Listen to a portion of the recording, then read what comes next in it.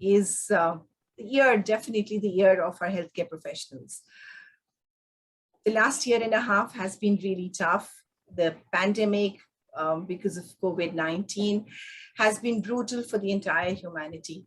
Our healthcare workers, be it the doctors, the nurses, the counselors, the housekeeping staff, have all been there risking their lives, the lives of their families, while saving the lives of the ones who got infected with the virus.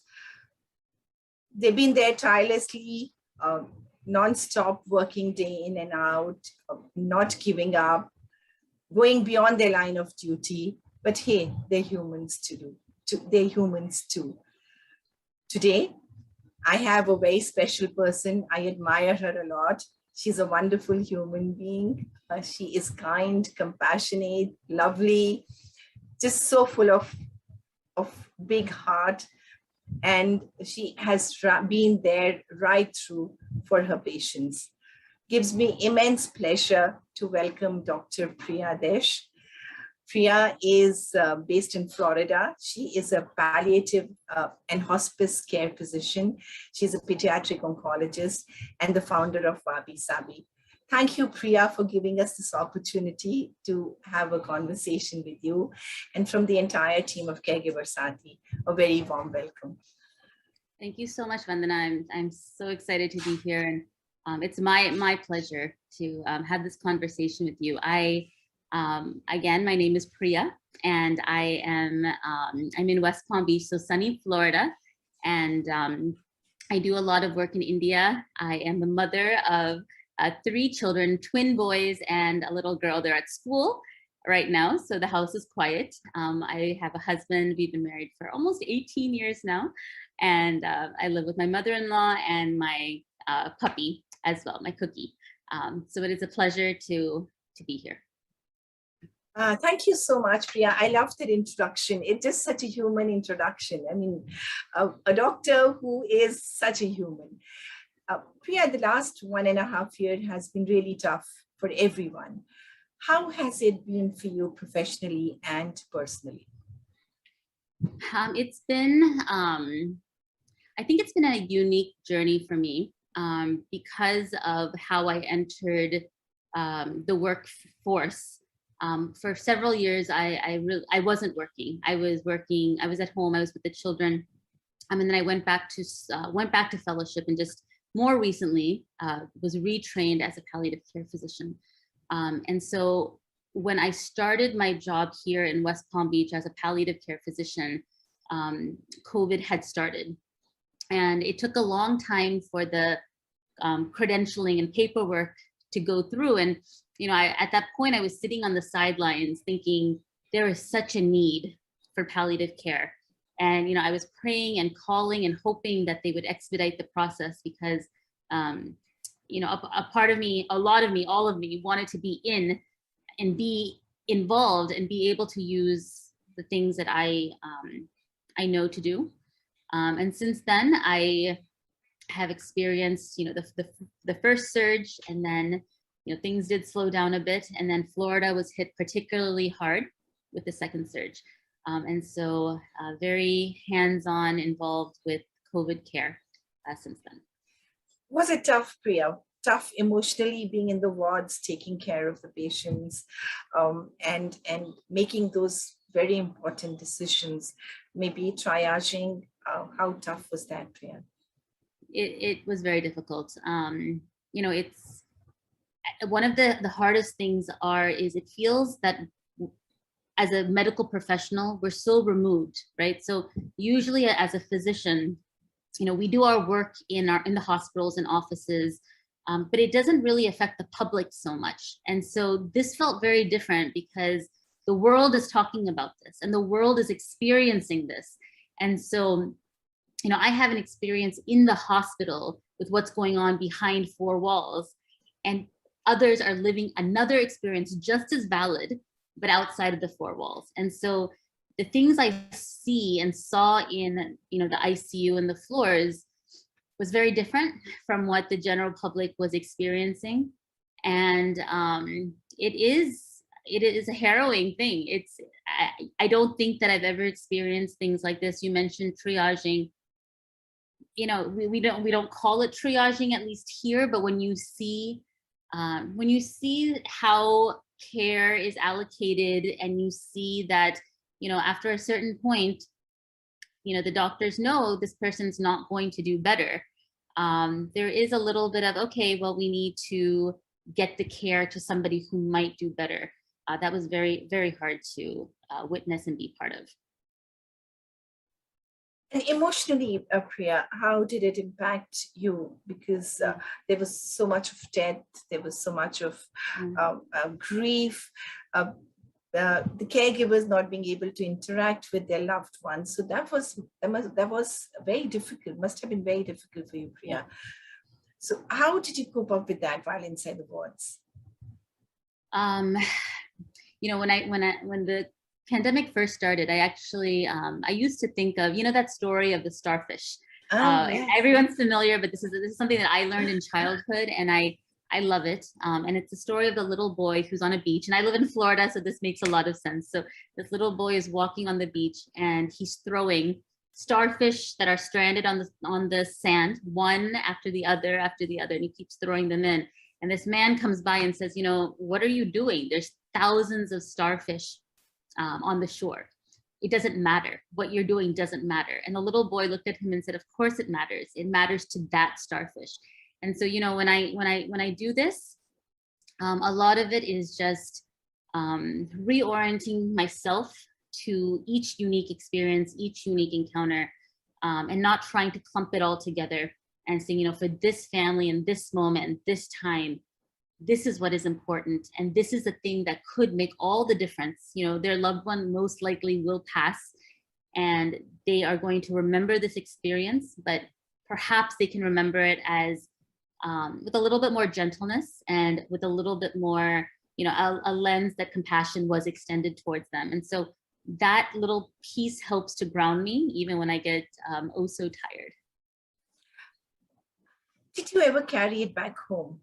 Did your kids or your mother-in-law and your husband, did they ever say that, where are you going? Where are you working? Did you ever feel that you may just carry everything back home? Yeah, I try not to, I do try to stay authentic. So something is happening, there's no hiding of things, but I also know that it's not the responsibility of my children to process my inner turmoil and grief. And so, I use words. I'll say things like, today was a very hard day. A patient of mine with COVID passed away, and mommy was a part of it and helping the family. And so I feel really tired or really sad. So I would say it. My husband is great about kind of protecting my space. When I need time, I ask for it and he gives that to me. In the beginning, it was interesting because we didn't know what was happening. And every time I would go back, the rituals of like taking everything off and scrubbing up and, now looking back, maybe some of it was a bit extreme, but my children did see that and they kind of knew there was something different and special about what I was doing. But we adjusted, we learned, we live in a new world now. So it's going okay. Yeah. And did the children ever say, Mama, we are so proud of you? Oh, of course. They're amazing kids. I really have amazing kids. These, sure. They go to a Christian school, and one of the prayer requests they give is, praying for mommy, who's, working with the COVID patients. And so, they carry that with them, but they know that they're a part of something, that we're a part of something. We, aside from, the work I directly do, we think of it as a family mission. And so, we know that we're supporting different things in India as well, and they're a part of that too. And so it doesn't feel like it's just my job. It is something that we do wholeheartedly. Absolutely. What a beautiful sentiment that is. And for all our viewers who are tuned in, see how beautiful as a family they function. The kids, Priya, husband, all of them together are into this. And this just goes out to say how human they are. And let's appreciate, let's thank them for what they do. Not only Priya as a doctor, but every member of her family also has contributed to what she does. So we are so grateful for what you do, Priya, and so much love to your kids. Priya, I also want you to talk us through palliative care during COVID times.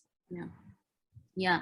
So, palliative care is the offering of supportive care. It is supporting the families and the medical team. And I think of it as filling in the gaps. And, the ICU doctors, they are tasked with keeping patients alive. And that's what they're good at. And what I tell my families is we want them to be good at that. And we don't want to distract too much from that. And so I introduce myself as somebody who's a part of the team, who comes in and, helps to be the bridge between what is happening with communication, with understanding. When I speak to families, I talk at a very basic level. Even if they're a physician, I say, excuse me, I was a patient once and I had doctors speak above me and just assume that I knew every term. And so if I ask for permission and I say, I'm just going to speak at this very basic level, I explain a little bit of what's going on, what the body is doing. And then I start preparing them for what we call like healthcare trajectories. I don't have a crystal ball, I don't know, but here's a few ways that this can go. And I outline that and I present it as a picture so they can see what the possibilities are. What often happens in our ICU is, COVID it's almost like a chronic thing where the ones that get well, they get well pretty quickly. So within a couple of weeks, you'll see that they're off, coming off the ventilator, recovering, waking up. The ones who stay on very high settings, have complications, they're not likely to do better. And what happens is that the communication is often that the ICU doctors are so busy, they're not calling. The nurses are giving minute-to-minute information like, oh, the patient's stable. Stable for a patient's family means, okay, they're doing great. That's not what stable means in COVID, right? And so I try to give them information contextually and plugging it back into the big picture. So, it's, this is where we are right now. I hear you in that you're hoping that the patient goes this way. But if it's okay, I'm going to share with you what it's like to go if what we hope and wish for doesn't happen. And then I walk them through that hypothetical. I call it a hypothetical just because, I don't want to say that's exactly where we don't know yet. We will know in a few days to weeks, but this gives them time to process information and think through things. And I feel that the decision-making is better. So when they receive that call in the middle of the night, it doesn't feel like, oh, but you said the patient was stable. You said he was doing okay. You said, instead they're hearing what is actually going on. So beautifully said, Priya. And this communication in palliative care is so important. And also, what I actually resonated a lot with me is getting down to their level. Speaking their language, because a lot of times, like you said, physicians talk of a lot of medical language, which the patients don't understand. And for you to go down to the level and speak their language helps them connect better and understand the situation better. So thank you for doing what you do, Priya. I mean, my heart is full of so much love for you. It's just growing bigger and bigger. And also, Priya, the stress that comes with a job as intense as this, how do you manage that? It's not easy. I know emotionally it's not easy. How do you do the balancing act? Yeah, I try to remind myself that this is not my reality for the rest of my life. This is a need that's happening right here, right now, that it will wax and wane. And so on those days when I have, 10 consults, 7 of them new, family meetings, they're all intense. They're all equally emotionally heavy. Sometimes I just feel like my world is getting smaller and smaller and smaller, and my headspace, it does get hard. A part of sort of the resiliency training that I have, or worked out for myself, is creating that space around me. And so, on days when I'm off, on weekends I'm off, I completely unplug. I will not entertain anything work related, even if they ask me, if they call me. I'm unfortunately not available. I do try to disconnect. We go places, we see things. I spend a lot of time in nature, kind of grounding myself. I am a prayer person, so I pray a lot. We go to church. I use different things. I enjoy running. I like yoga. Oil painting is something I love doing. Yeah, so the arts, I think it's sort of connecting to the other sides of me that gets me through, to help me realize that just this one piece of it isn't all of it. And by doing that, I'm able to fill up more, my capacity increases. And so when I do have the patient encounters, I can be more there than I would be if I was just, drained. So a wonderful things that Priya has shared: having hobbies, spending time with the family, spending time with nature, yoga, and she paints beautifully. I've seen her pictures. It's there on Facebook, and I just love the colors that she uses. And also for the viewers, I hope you understand that, while she's there taking care of the patients, she's there taking care of herself and her family too. And that makes her so beautiful and so human. Priya, message to the people. What message would you like to give out to the people? Because in India, there's this perception of doctors being God, and the expectations from doctors are so high. It's actually landed a lot of doctors in difficult situations. So how is it in the US, and what message would you like to give out to people? Yeah. That's a good question. If I had to say anything, it's see people that are in front of you. In fact, my first experiences with palliative care was a situation where I was in a hospital in India. We had a family meeting, and the patient that had the terminal diagnosis of breast cancer, no one was talking to her. They were talking around her, at her, the men in the family, the elders of the family, everyone was talking at her. And I just kept staring at her and thinking, who sees her? Who is seeing her? And that broke my heart. And that actually led me to, the nonprofit, the NGO that I have, Wabi, Sabi. It was created out of that moment. It was created out of the moment that, I want to teach people in India and here, whoever needs to learn or is willing to learn, the humanity of medicine, that just the act of seeing the commonness in each other, it honors them and it honors you. And I think that when we are so desensitized to it, then we are tracking through life, and we're tracking through our job and our errands and our tasks, and we're missing so much opportunity. And a patient, we're all one step away from being a patient. Some of us have been patients. Most of us will be patients.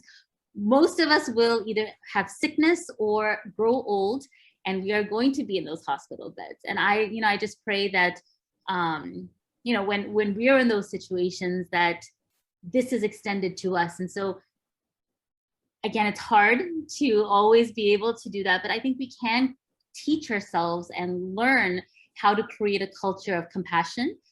There are things that we can do on higher levels that are institutional, organizational, and it needs to come from the top down, where those precedents are put into place, the culture is put into place, there's space for that. And that's one of those things that I believe is teachable. And that's what, if I had to give a message, it is just see the person in front of you. See the person in front of you. What a beautiful message. How did your family support you during this time, Priya, during the pandemic? Yeah, so I mean, there was, it's interesting because so I spoke of my immediate family, but it's interesting some of the response of my extended family. So even my father at one point was his advice to me, and his advice is well-meaning because he wants to protect me and see that I was getting a little emotionally drained. And he said, you should just stop caring. Like, stop caring so much, he said. And again, his intention was, do your job. Be like every other doctor, do your job. And I countered that with saying, I don't know how to do that. I don't know how to authentically be there if I don't care. And I wrote about this in an article recently. You don't necessarily, caring doesn't necessarily mean taking that story and making it a part of my story. It's not my thing to carry with me. I can care in that moment. I can sit there and sit across from a patient or a family. I can be completely invested without taking that with me to the next encounter or at the end of the day or to my children. I had a situation recently, not COVID related, but with my own Perima, my aunt, who passed away recently, and she had interstitial lung fibrosis. And what I heard was it had some warning signals for me. I actually booked a flight right away, and I went there. They initiated hospice care. It was very, very telling to see what my own family's biases against end-of-life care was. Resistance, bias, fear of medications like morphine, fear of symptom management, the thought that the person needs to be strong. They need to fight through dyspnea. My aunt couldn't breathe. She couldn't breathe, and her husband was saying, "You're making this up." And so, I saw it here itself. So Indian families in America, my own relatives, and we had a lovely 2 or 3 days. She was actually very alert and awake. She passed away 2 days after I left. And so, it's that helped to kind of open up a different lens for me to see, again, I can't be quick to judge. I don't know who's going to react in which way at what time. And that was a lesson that I learned from my own family. Yeah, and also I think the perception towards the end of life care is very specific to every family.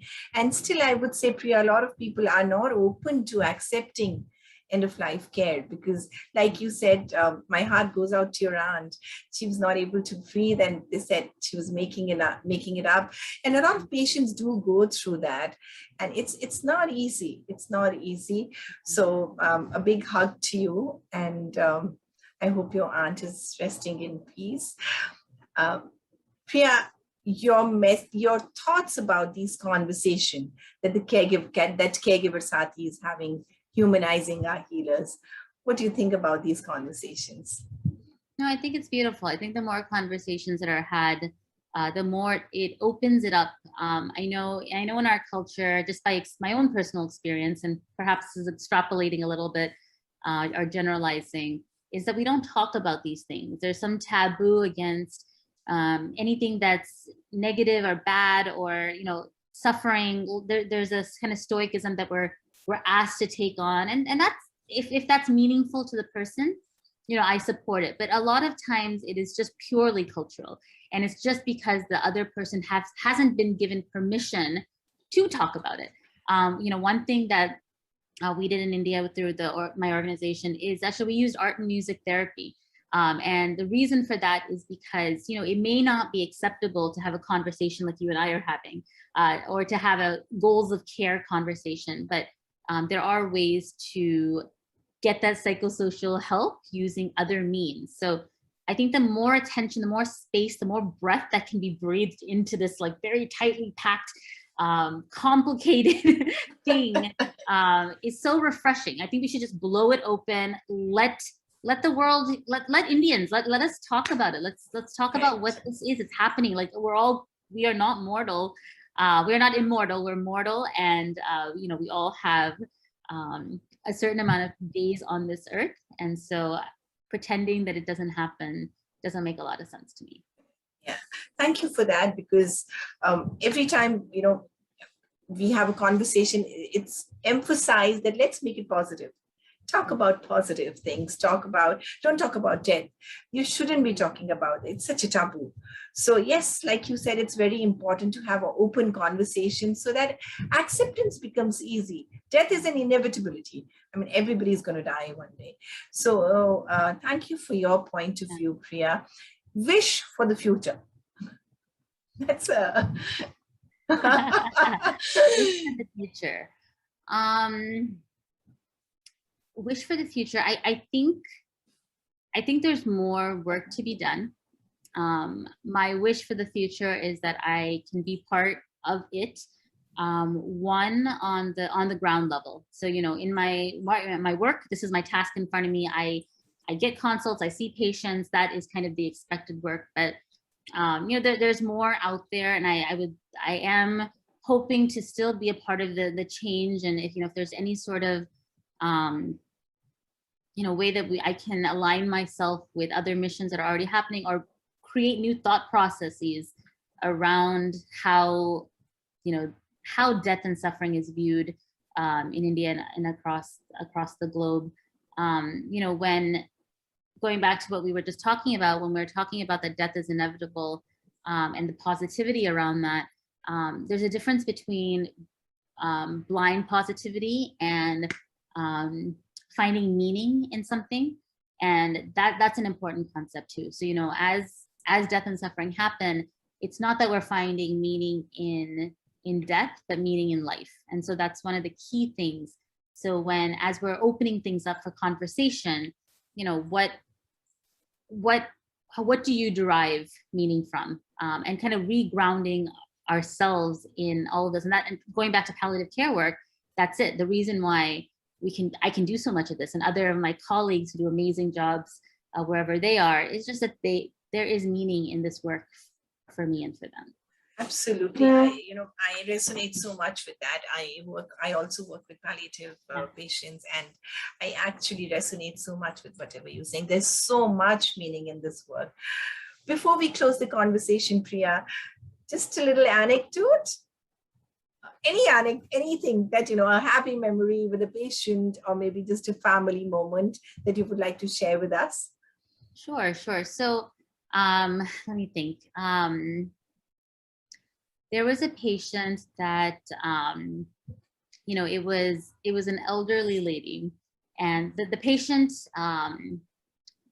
herself was actually, I'll tell you one that's actually something that I am still struggling with. We have a patient that, and this goes back to triaging too. We have a patient that has been in our hospital for over a year and a half on a ventilator.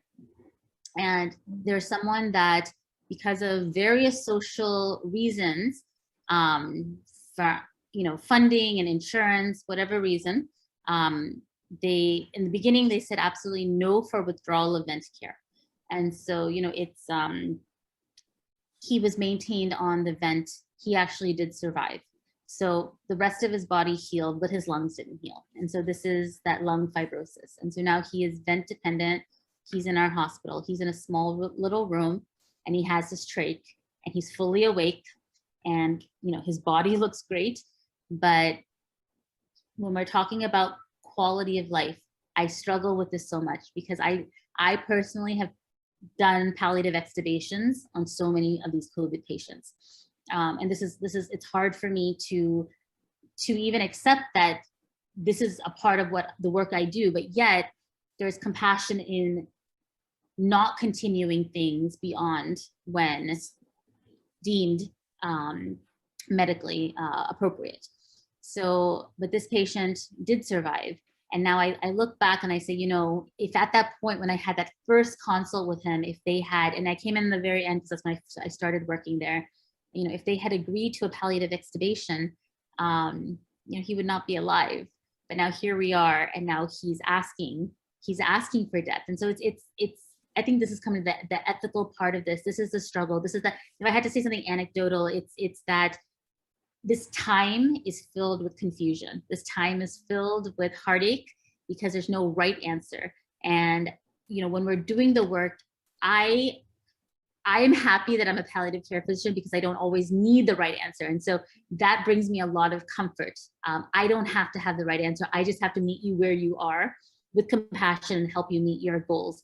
And I know for other physicians, they question, you know, should we have done this or should we have done that? Or, you know, what's the right way to go? But, you know, I think that story, if 30, 40 years from now, when I think back, I think that is a story that I will remember because that embodies all the confusion yeah. and conflict. And Yeah. still, you know, it's still an ongoing case. So I'll tell you how it all works out. But yeah, that's kind of the benchmark of my experience. Yeah. Wow, year and a half. I mean, that's a long, long time. Thank you for sharing your views with us, Priya. A lot of emotion, a lot of admiration for what you do. And we are so grateful that you found time for Caregiver Saathi to share your point of view. And thank you from the entire team of Caregiver Saathi. We look forward to more interactions with you, Priya. All the very best to you, to your children, your husband, and your family. Thank you. Thank you for being here, Priya. Of course, my pleasure.